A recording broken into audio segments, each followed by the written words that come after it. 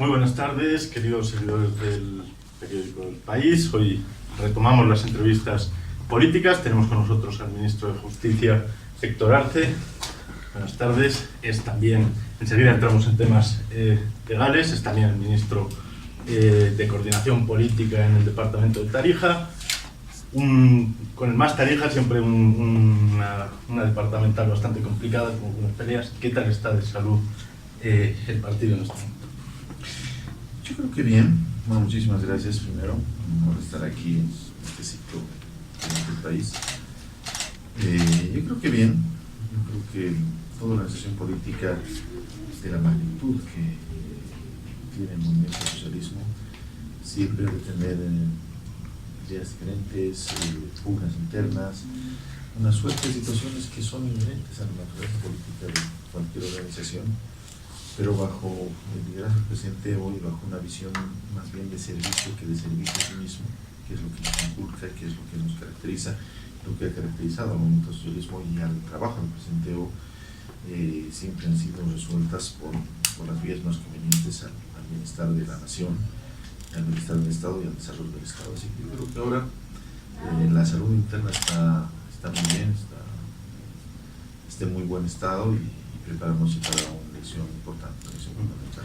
Hemos visto la semana pasada algunas peleas entre algunos primeros espadas, Salvador Ruiz contra Ferrufino. ¿Está clara la estrategia de campaña? Estamos en plena... No, reitero, yo creo que son puntos de vista todos respetables en democracia, pero no significan desde ningún punto de vista que haya divisiones o tensiones internas. Yo creo que el movimiento socialismo está más unido que nunca. Los cuadros importantes, las personas importantes, alcaldes, subgobernadores, asambleístas y los candidatos que tiene ahora el movimiento político, así como los cuadros dirigenciales, tienen una representación muy polifacética de todo lo que es el tejido urbano, rural, el tejido social de cada uno de los departamentos. En el caso de Tarija creo que es parte de ese tejido y es una situación que no amerita. Hemos visto que ha habido una intencionalidad en algunos medios de comunicación y algunos sectores políticos de mostrar siempre este tipo de situaciones que son inherentes a cualquier organización política y que no representan una situación complicada ni difícil. Pero bueno, es parte del quehacer político, ¿no? Además está en muy buena salud y muy buenas condiciones de preparación para enfrentar este proceso electoral que se viene adelante. Las encuestas no acaban de ser del todo favorables en el departamento de Tarija. No sé si cree mucho en las encuestas y un poco en qué se está trabajando, dónde se están poniendo los acentos para revertir esa situación. Bueno, mi opinión personal es que las encuestas siempre han tenido una capacidad de acertar que no es de las que quisiéramos que sea en democracia, ¿no? Hay una fiebre de encuestas ahora, ¿no? Como con cualquier proceso electoral, no solamente en las elecciones en Bolivia.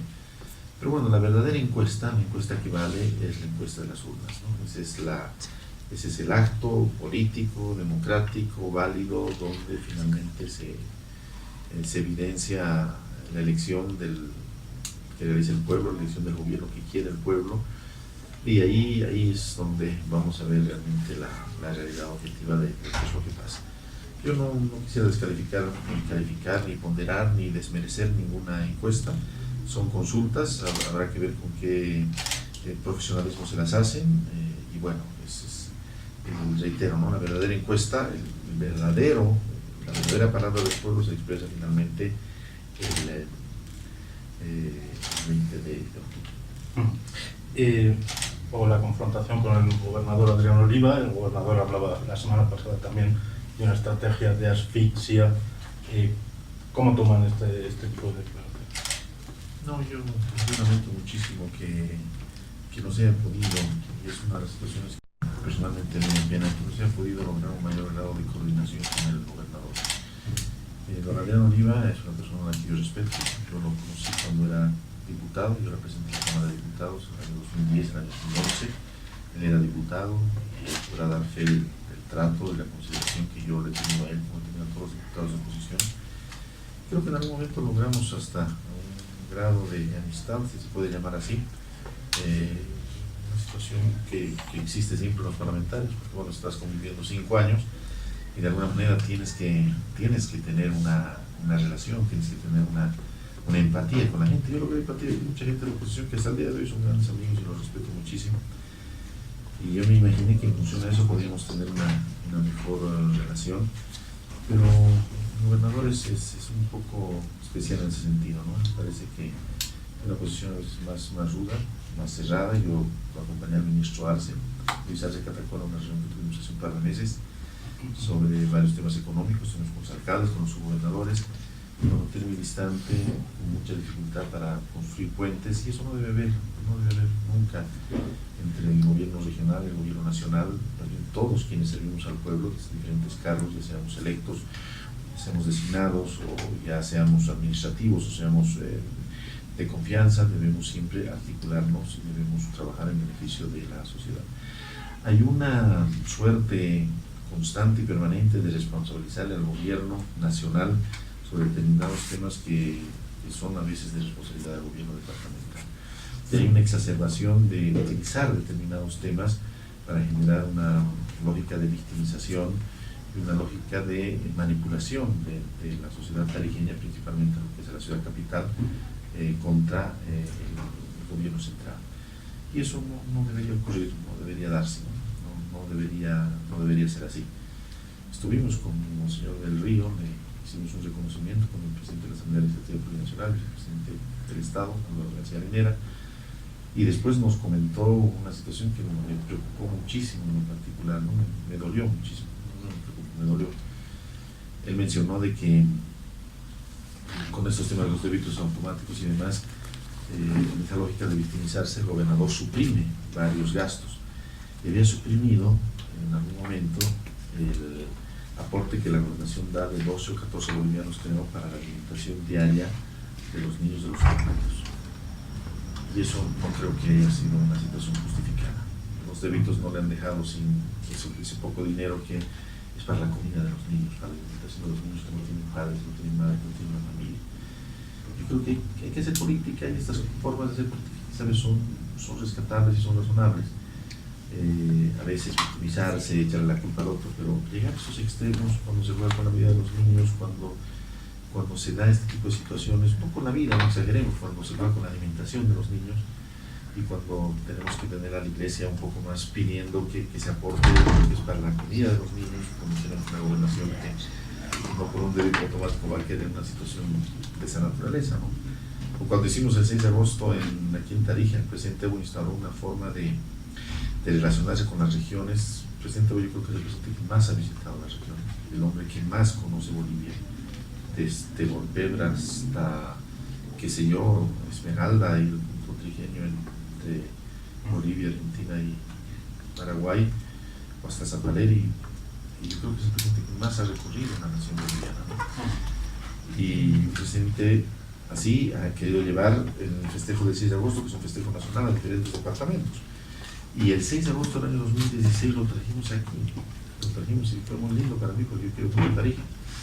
Lo trajimos aquí, hicimos la sesión y el gobernador Adrián Oliver, lo digo con respeto, con la consideración que yo le tengo, que eso jamás va a cambiar, prefirió irse a ver mejor. Lo dejó al presidente, lo dejó al presidente de la Asamblea, lo dejó a los 130 diputados, a los 36 senadores, al cuerpo diplomático, a todos, en una actitud que no corresponde.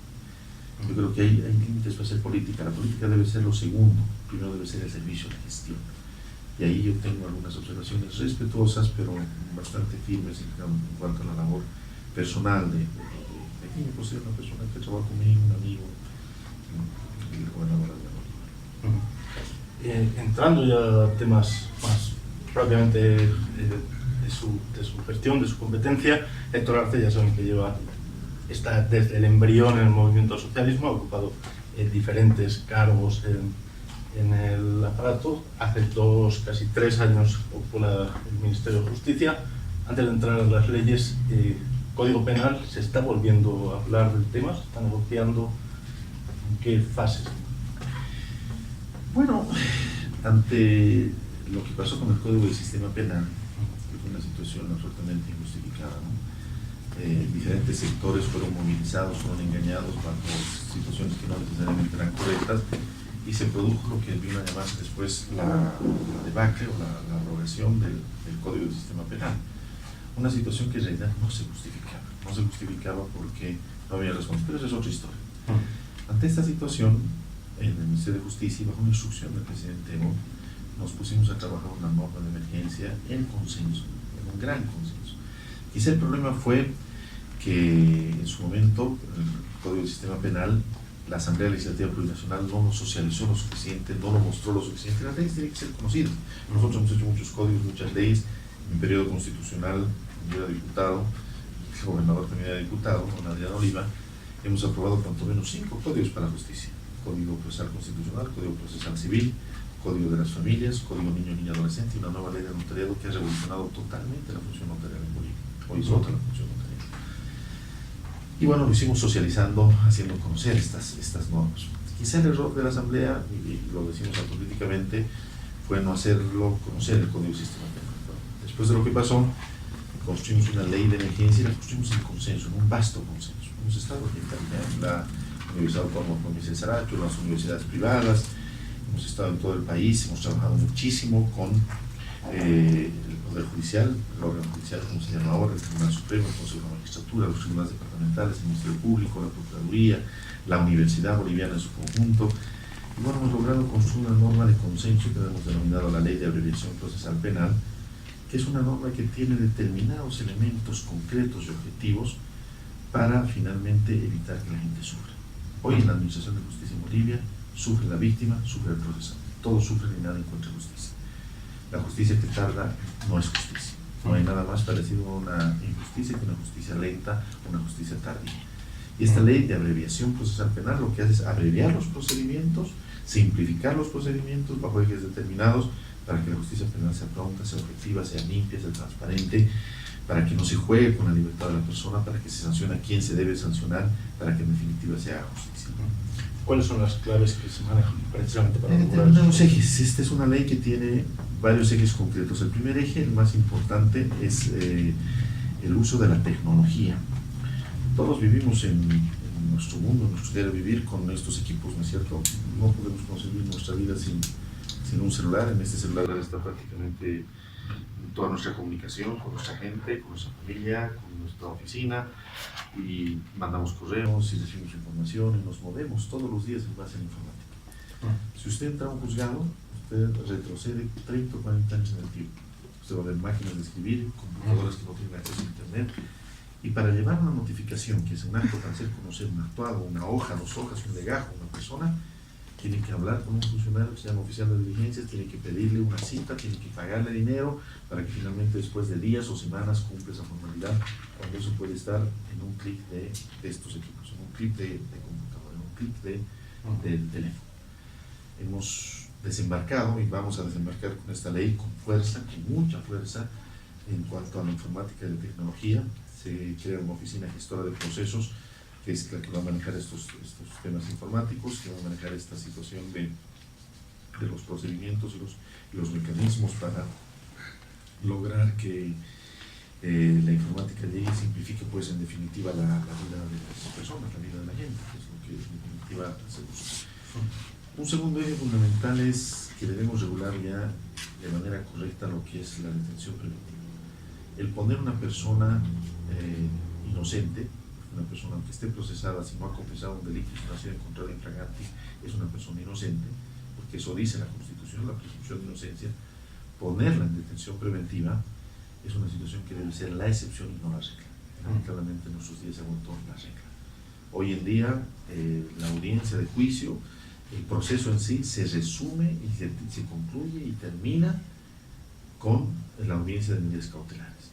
Es en esa audiencia donde se define todo. Y se define o por la detención preventiva o por la defensa de libertad. Si se da la detención preventiva, se ha puesto una persona en prisión preventiva y esa persona es inocente en tanto no se demuestre su culpabilidad. Se han dado muchos casos donde los jueces llegan finalmente a identificar que hay personas inocentes que están siendo detenidas y sometidas al proceso y tienen miedo de dictar una sentencia absolutoria, porque una persona que ha estado detenida 3 años preventivamente, ¿cómo le dices cuando es inocente? ¿Qué le dices? Le dices, mira, has perdido 3 años de tu vida, puedes irte, vas a disculpar. Es grave, gravísimo. Entonces, esta norma busca que la detención preventiva se convierta en la excepción y no la regla como es en la actualidad. Por supuesto hay salvedades, hay casos: violencia contra la mujer, violencia contra los niños, narcotráfico, corrupción, delitos de lesa humanidad, delitos contra la integridad del Estado, que siguen teniendo un régimen duro, un régimen severo. Pero para el resto hay, por supuesto, un sistema más calificado. Si se pide la detención preventiva, se la pide bajo un determinado tiempo, bajo un determinado programa de trabajo que el Ministerio Público tiene que hacer, porque obviamente si no, no puedes agarrar y poner a las personas en la cárcel así libremente. Esta ley tiene elementos que benefician a las mujeres. Se fortalece la ley 348 y se fortalecen todos los mecanismos que existen de protección para la niñez, para la adolescencia y para las mujeres, que están contenidas en el Código Niña y Niña Adolescente, la ley 348 y en otras normas. Esta norma adicionalmente hace una redistribución de los juzgados para que las causas se despachen rápidamente, las audiencias no se suspendan, empiece un juicio y termine con las sentencias, y se tengan que aumentar días y horas extraordinarias, no se abuse de los procedimientos dilatorios, los abogados los conocemos con el nombre de chicanas, que finalmente tengamos un proceso objetivo, sencillo, corto, que termine dando justicia y dando la solución a una causa penal que siempre genera sufrimiento, enfrentamiento, que siempre genera una tensión social, y tanto el procesado y la víctima finalmente encuentren la justicia que tanto. ¿Y cómo se va a lograr precisamente evitar esas chicanas, que es lo que se... Hay con mecanismos jurisdiccionales muy concretos. Por ejemplo, uno de los mecanismos que se utiliza para dilatar los procesos son las excusas. Un abogado que tiene un cliente que sabe que es culpable, para evitar la audiencia, para evitar que se avance el proceso, empieza a excusar a todos los jueces. Yo conocí en la ciudad de La Paz, deben haber el caso aquí en Tarija, donde se excusan a toditos los jueces y acaban en el distrito más cercano. En el caso de La Paz, acababan en el acto. Me imagino que aquí acaban pensando dentro de algunos procesos. Eso no se permite más. Usted puede excusar 2 veces, y al principio tengo un problema con este juez y con este otro juez, y listo. Y después tiene que someterse al proceso. Las apelaciones, que antes demoraban muchísimo, ahora se despachan en 5 días, se van a despachar en 5 días. Las audiencias, que es el gran mecanismo de extorsión, que se suspenden, no se van a suspender. Ha de haber una oficina gestora de procesos que ha de hacer un barrido y un registro permanente, y ha de coordinar además, cruzando, intercambiando los sistemas, interconectando los sistemas del Ministerio Público y del Poder Judicial, para que los procesos se lleven adelante. Vayan los jueces, vayan los fiscales, vayan los abogados, vayan los peritos, vayan los técnicos, vayan las partes, y el juicio se lleve adelante. Entre muchas otras cosas. El tema de la oralidad, por ejemplo, también habla de profundidad, claro, pero... Claro que sí. Miren, le pongo un ejemplo concreto, con ejemplos no se entiende la gente. En la actualidad hay una audiencia de 12 horas, ¿no? Y a veces que termina a 4 o 5 de la mañana, y esa audiencia tiene que ser transcrita. Lo que es transcribir en una computadora, escuchando una vetusta grabadora que funciona con cassette, esa pieza casi de reliquia, y transcribir horas y horas de lo que la gente habla. ¿Por qué si le podemos dar un registro magnetofónico? Aquí en esta ley se establece que el registro magnetofónico que se entrega a las partes concluida la audiencia tiene el mismo valor que el acta que se tardaba en transcribir 1 semana o 2 semanas. Acaba el acta y se copia, se queman 2 CDs o se saca un dispositivo electrónico y se entrega a cada una de las partes, y las partes están notificadas. Las partes conocen y han visto. Ya no pueden aducir que no conocen, que hay que esperar que se haga el testimonio y que se haga el acta de la audiencia. Entre muchos otros elementos, ¿no es cierto? Hay muchas situaciones que se plantean ahora en la audiencia, hay soluciones que tienen que darse dentro de la audiencia, la sentencia se emite dentro de la audiencia, no se puede postergar, abrir ese espacio entre que concluye el juicio y la emisión de la sentencia, que muchas veces se prestaba incluso para situaciones de corrupción. Eso se acabó, y bueno, hay varios mecanismos objetivos para buscar rapidez, para buscar oralidad, para buscar la transparencia y para buscar la modernización, la informatización de los procedimientos. El tema de las salidas alternativas, ¿hasta qué punto? Se mantienen las salidas alternativas, ¿no es cierto? El juez tiene la obligación, al igual que el fiscal, que impulsar la conciliación en los casos en los que proceda, los casos que no hayan bienes jurídicos que no puedan ser renunciados, y por supuesto vamos a tratar de generar una lógica para que esto mejore. La aclaración más importante quizá es que se está trabajando mucho en el conocimiento de este tema. Actualmente en Bolivia, en todo Bolivia, incluido aquí en Tarija, hay cursos de diplomado que están cursando todos los jueces, todos los abogados, todos los fiscales. Para jueces y fiscales es obligatorio. Cuando entre en vigencia la ley los próximos meses, en el mes de octubre, el mes de noviembre, el haber pasado esos cursos es un requisito ineludible, porque aquí se necesita conocer esto. Lo hemos socializado ampliamente, y tiene que haber una buena actitud de los jueces. La mejor ley en las manos de un mal juez es una ley que no sirve para nada. Una ley mala en las manos de un buen juez es una buena ley. En casos de corrupción pública se mantienen todos los elementos de severidad en la persecución de los delitos de corrupción. Ustedes saben muy bien, en los últimos tiempos hemos procesado y encarcelado una gran cantidad de alcaldes. Uyuni, el alcalde de Ravelo recientemente, Quillacollo, se trabajó en el municipio de Riberalta, Achacachi, por nombrar solamente algunas, solamente alcaldías, en muchas instituciones, donde siendo alcaldes del movimiento al socialismo hemos intervenido y ante actos de corrupción hemos procesado y hemos encarcelado a la gente corrupta. Nuestro mandato es cero tolerancia a la corrupción y lo vamos a mantener siempre. Es un mandato del presidente Evo y lo cumplimos con acciones específicas. Ustedes vean, analicen. Yo le pongo cualquiera de estos municipios, se los vuelvo a decir: Uyuni, Achacachi, municipio de Laja, Riberalta, Quillacollo, Ravelo, por citar algunos, solamente algunos que han sido intervenidos en operaciones conjuntas que ha liderado el Ministerio de Justicia y Transparencia Institucional. Por datos, el Ministerio hablaba del 64% de trámites judiciales que tienen que ver con casos penales. No sé si en Tarija también se mantiene este porcentaje, y no sé si tiene, porque aquí en Tarija ha habido mucho dinero, ha habido también muchos casos de corrupción. ¿Qué porcentaje corresponde a casos de corrupción? El dato de 64 casos de pertenencia a corrupción no es correcto. La incidencia de los casos de corrupción no es tan grande, felizmente. Claro, los casos penales son todo. En general, el derecho está penalizado, si vale el término, ¿no? Cualquier tema civil o de otra naturaleza, incluso siempre acaba siendo penalizado. Siempre la gente quiere llegar al proceso penal porque cree que encuentra una solución más rápida, una solución más objetiva. Pero ese es otro tema. En cuanto a corrupción, nosotros actuamos de la misma manera. No hay tantos casos aquí en Tarija, sí hay procesos de diferentes autoridades, todos se llevan con la misma objetividad. Y yo le pongo de ejemplo realmente lo que hemos venido haciendo. La mayor cantidad de alcaldes que han sido procesados, denunciados, encarcelados son alcaldes del movimiento socialista. Pero si hay autoridades, como el alcalde de Cochabamba, por ejemplo, o otro tipo de autoridades que tienen procesos, deben responder a la justicia, como cualquiera de nosotros, porque esa es la base del Estado de Derecho. La institucionalidad republicana es la base de la democracia y es la base del principio fundamental de que todos estamos sometidos al imperio de la Constitución y de la ley. La ley Marcelo Quiroga Santa Cruz hablaba precisamente de corrupción pública. Han pasado ya bastantes años, varios años. ¿Cuál sería la evaluación? También hay voces que consideran que esta ley ha ralentizado de alguna forma también la gestión, ¿no? Sí, ha habido una lógica de generar un mayor temor en los funcionarios públicos, ¿no? Pero yo creo que es un temor injustificado, porque como dice el presidente, quien actúa bien, quien no se toma un centavo para sí, quien actúa correctamente no tiene por qué tener el mínimo temor de sus actos, pero obviamente hay gente que le genera cierta susceptibilidad.